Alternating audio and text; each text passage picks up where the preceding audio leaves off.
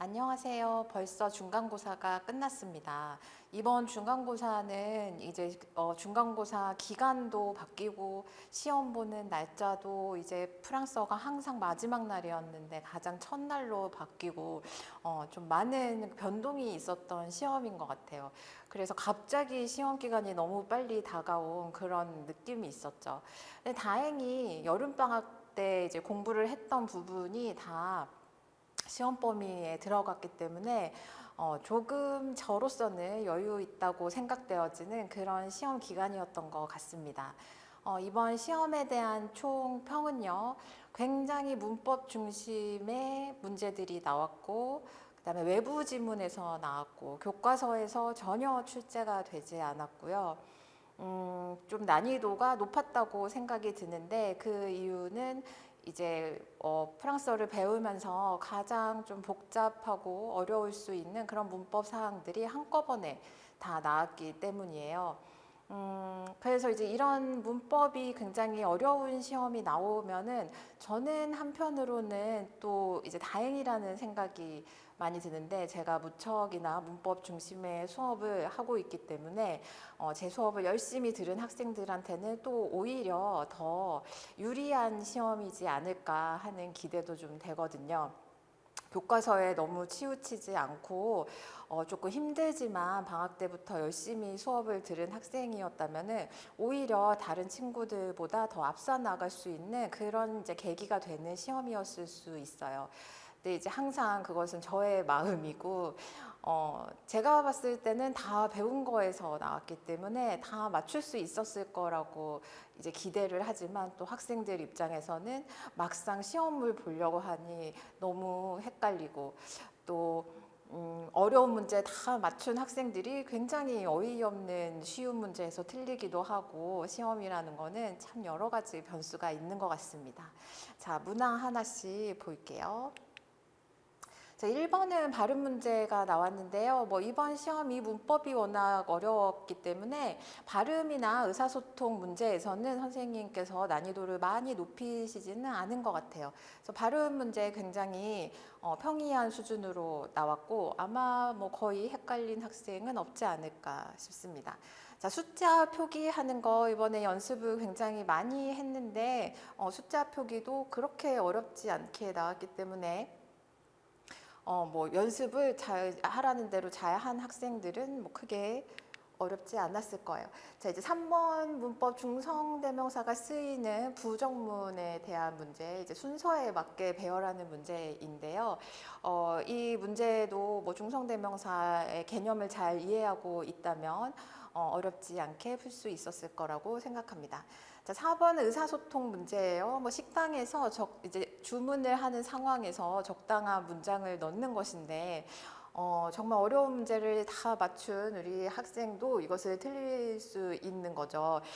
근데 이제 이 요즘 아이들에 대해서 제가 생각했을 때 이런 문맥에 따라서 이런 말이 들어갈 수도 있고 저런 말이 들어갈 수도 있고 어떤 것이 제일 자연스러운 맥락인가 이 부분에서 문법을 잘 하고 하는 학생들 중에서도 좀 어려워하는 학생들이 있어요. 그래서 이 부분에 대해서 조금 더 이제 이해가 필요할 것 같다. 수업을 더 해야겠다는 생각이 제가 요즘에 점점 드는 생각입니다. 자, 5번도 의사소통 문제예요. 약속을 잡는 상황에서 알맞는 문장 고르기 전반적인 흐름을 이해한다면 어렵지 않게 풀 수 있었을 그런 문제입니다. 그 다음에 의사소통 문제 6번도요. 이제 의문문을 고르는 것인데요. 다행히 선지가 별로 어렵지 않아요. 어렵지 않게 전체적인 맥락과 흐름을 이해하면 이제 쉬운 문장을 고르는 거였기 때문에 6번까지도 큰 어려움이 없었을 거라고 생각합니다.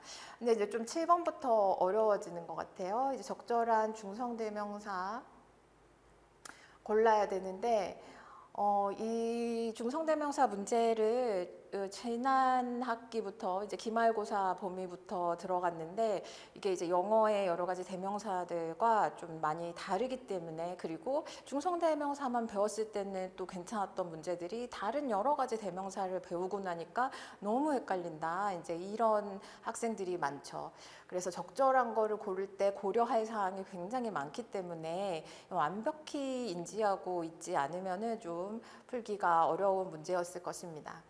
자, 8번은 관사의 쓰임인데, 이 관사가 이제 부정관사, 정관사, 부분관사, 그 다음에 무관사를 쓰는 경우, 이 네 가지 경우에 대해서, 근데 또 동사마다 예외가 있고 또 어떤 표현마다 예외가 있고 하기 때문에 굉장히 골치가 아픈 문제죠. 제가 이거를 이제 점점 시간이 갈수록 헷갈려진다는 걸 알기 때문에 입학 전 선행부터 엄청나게 많이 시키는 부분이에요. 그래서 그때부터 적응이 잘 된 학생들이었다면 이제 오히려 이런 문제에서 다른 아이들이 다 어려워할 때 이런 것을 맞춤으로써 좀 앞서 나갈 수 있는 문제죠. 그다음에 9번도 이제 의사소통 문제예요. 식당에서 주문을 하는데 어떤 순서로 하는가 이제 문맥을 보고 배열하는 문제입니다. 이런 것은 뭐 상식적으로 이해를 한다면 뭐 어렵지 않게 풀 수 있는 내용이죠. 네, 10번 거절하는 표현 고르기, 또 맥락을 이제 잘 본다면 뭐 당연히 풀 수 있는 문제입니다.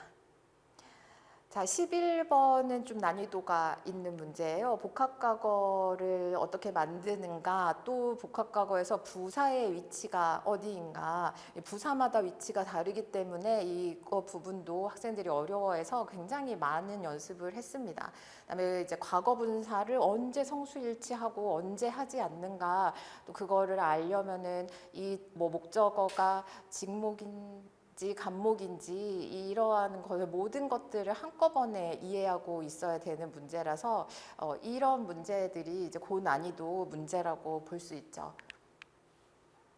그다음에 비인칭 구문을 고르는 것은 이번 시험 문제에 이제 나온다고 이제 범위에 들어간다고 전달을 받았기 때문에 이 부분의 연습을 많이 했어요. 저는 좀 더 어려운 문제들을 많이 풀게 했었는데 다행히 그래도 너무 많이 난이도가 높지 않게 잘 파악할 수 있게 나와서 괜찮았던 문제입니다.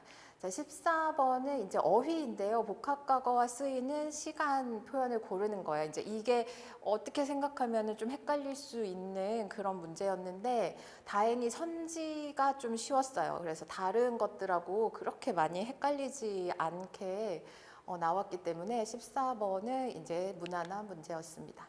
자, 그 다음에 독해 문제가요. 독해가 사실은 뭐 내용이 어려운 건 아니에요. 왜냐하면 이제 어휘가 그래도 학생들이 거의 이제 배운 어휘 부분에서 나온 건데 아마 이렇게 꽤 긴 독해 문장을 많이 접해본 적이 우리 학생들이 없기 때문에, 그리고 이제 이게 수능 문제에서 가져오신 건데 이제 갑자기 수능 난이도의 문제가 나오니까 좀 당황했을 수 있을 것 같아요. 왜냐하면 교과서에 있는 지문이 변형되거나 보통은 이제 작년까지는 그런 식으로 교과서에 나온 이제 독해를 좀 변형해서 나오는 식으로 나왔는데 이제 아예 이렇게 외부 지문이 나오는 경우 시험을 보는 입장에서 조금 당황했을 수 있죠. 그렇지만 전체적으로 이해 문제가 나오기 때문에 여기에서 굉장히 뭐 문법적으로 파고 들어가는 그런 게 아니라 전체적으로 이제 내용을 이해하면 풀 수 있는 문제이기 때문에 다행히 그래도 우리 학생들이 맞출 수 있지 않았을까 생각합니다. 자, 의문대명사를 사용해서 이제 의문문 만드는 거, 이제 여러 가지 종류의 의문문이 있어요. 의문사가 있는 경우, 또 없는 경우, 의문대명사가 있는 경우, 뭐 도치가 되는 경우, 많은 것들을 우리가 연습을 해왔습니다. 그래서 의문대명사를 사용하여서 이때 어떠한 순서로 무엇이 들어가야 되는가, 이 연습은 굉장히 많이 연습을 했기 때문에 실수가 없었다면 틀린 학생이 없지 않을까 저는 그렇게 생각합니다. 자, 16번은 이제 귀를 붓고 답하는 의사소통 문제예요. 이것도 요번에 이제 이 회화 지문에서 가장 중요했던 것 중에 하나가 이제 길 묻고 답하는 것인데요. 뭐 교과서에 있는 대로 나오지는 않았지만 그래도 이제 이 문맥에서 들어갈 문장 해석만 되면은 충분히 풀 수 있는 문제였습니다. 그 다음에 의문사가 있는 의문문을 만드는 것인데 다행히 막 굉장히 꼬아서 낸 문제가 아니고 문맥상 무엇이 들어갈지 이해가 쉬운 문제였습니다. 18번이 조금 난이도가 있는 문제죠. 복합과거에서 과거분사를 일치하는가, 일치하지 않는가, 이게 이제 단순한 그런 규칙이 아니고 생각할 게 굉장히 많은 막 예외도 있고 문법적으로 많은 이해가 필요한 그런 문제예요. 이제 저는 우리 학생들이 이런 문제를 오히려 더 잘 푸는 학생들이 아닐까라는 생각이 듭니다. 다음에 19번도 굉장히 종합적인 문제, 우리가 1학기 때부터 배웠던 모든 시제들, 현재, 복합과거, 뭐 근접과거, 근접 미래 하는 모든 시제들을 다 이해하고 있어야 되고 또 문맥에 맞는 그런 시간 표현하고 같이 이제 이거를 골라야 되는 문제죠. 뭐 시제를 여러 가지로 바꾸는 거는 좀 학생들 손이 아플 정도로 많이 시켰기 때문에 우리 학생들 잘 풀었을 거라고 생각합니다. 20번도 쉽지 않은 문제예요. 이제 중성대명사에서 중성대명사랑 강세형대명사를 언제 쓰는 것인가 뭐 여러 가지 알아야 될 부분들이 있죠. 뭐 사람일 때는 강세형을 쓰지만 또 사람일 때 중성대명사를 쓸 수 있는 경우도 있다. 그래서 학생들이 이제 이거를 어쩌라는 것이냐 힘들어하는 문제 중에 하나입니다. 그래서 이제 끝까지 직보 때까지 이걸 많이 연습을 했어요. 그래서 직보 때도 한 번 더 짚어줬던 부분이니까 이제 수업을 집중해서 들었다면 우리 학생들이 다 맞췄을 것 같아요. 자, 21번은 이제 건강 상태를 묻는 여러 가지 뭐 무슨 일이니 어디가 안 좋니 하는 문장들이 이제 한 7, 8개를 배웠어요. 그 문장들을 다 숙지하고 있다면 이제 거기에 해당되지 않는 질문을 잘 고를 수 있는 문제죠. 자, 22번 독해도 수능 지문인데요. 내용 파악 문제로 나왔기 때문에 뭐 크게 어렵지는 않았을 것입니다. 네, 23번도 어려운 문법 문제죠. 복합과거에 또 대명동사에 막 중성대명사, 인칭대명사 이게 이제 대명사의 종류가 불어가 너무 많고 이제 사용되는 경우들에 대해서 여러 규칙을 알고 있어야 되니까요. 이것이 쉽지 않은 문제예요. 근데 이제 특정 동사 또 헷갈리기 쉬운 부분에 대해서 학생들이 질문을 많이 했고 저도 그에 대해서 또 꼼꼼하게 설명을 많이 해준 부분이라서 저는 이런 문제가 오히려 반가운 편입니다. 자, 24번은 관사와 전치사 사용하는 문제예요. 아이들이 굉장히 싫어하는 게 이제 이런 거죠. 관사와 전치사 어떻게 사용하는가. 많이 연습한 부분입니다. 근데 그래도 많이 연습했어도 이제 이런 것들이 아는 것 같은데 이해를 다 한 것 같은데 또 막상 문제를 이제 마주했을 때 갑자기 혼란이 이제 드는 그런 부분 중에 하나죠. 자, 25번도 이제 수능 독해입니다. 좀 가혹하다는 생각이 조금은 들긴 해요. 우리 아이들이 이제 1학년 2학기 중간고사 보는데 수능 수준의 이 지문을 여러 개를 내셔서 그래도 내용 문제이기 때문에 조금 복합과거에 관련돼서 이 지문을 뽑으신 것 같아요. 그래도 내용 문제라서 다행이었다 생각합니다. 자, 서답형 1번 알맞은 관사 3개를 넣는 문제예요. 이것은 뭐 어렵다면 어렵지만 또 연습을 그만큼 어렵기 때문에 많이 연습한 부분이었죠. 복합과거와 중성대명사를 사용해서 문장 만들기, 이 단문을 사용하는 거, 이제 뭐 PP를 일치를 하느냐, 뭐 중성대명사 어디에 넣느냐, 뭐 조동사를 무엇을 사용할 것인가, 어떻게 생각하면 어렵지만 간단한 단문인데요. 이게 이제 뭐 동사 뜻이 뭐 돌아갔다와 돌아왔다 같다 막 이런 게 이제 불어에서 구별해서 쓰기 때문에 동사를 조금 착각하면은 좀 감점을 받을 수도 있는, 하지만 또 어떤 학생들에게는 굉장히 쉬울 수 있는 간단한 문제죠.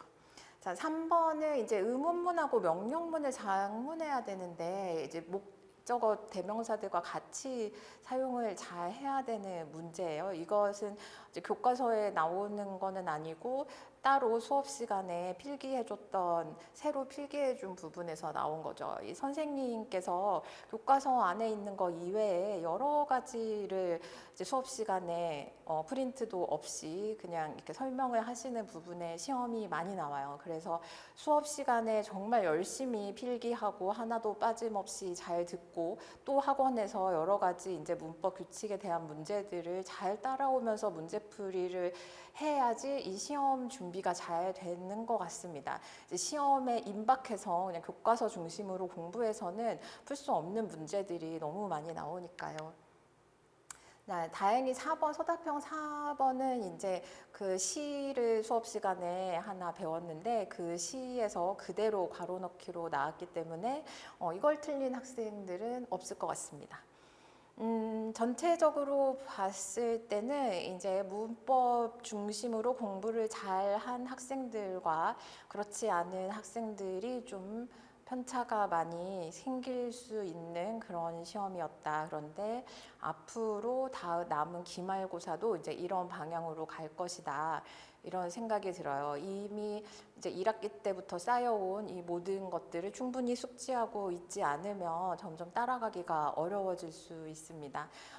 다행히 이제 방학 때 선행이 잘 되었고 또 개학하고 나서도 수업 시간과 학원 모든 시간을 성실하게 임한 학생은 충분히 고득점을 했으리라고 생각하고요. 이런 시험일수록 정말 열심히 한 학생들에게 유리한 시험이기 때문에 저로서는 또 그런 가장 열심히 한 학생들에게는 더 선물 같은 시험이었을 수도 있겠다.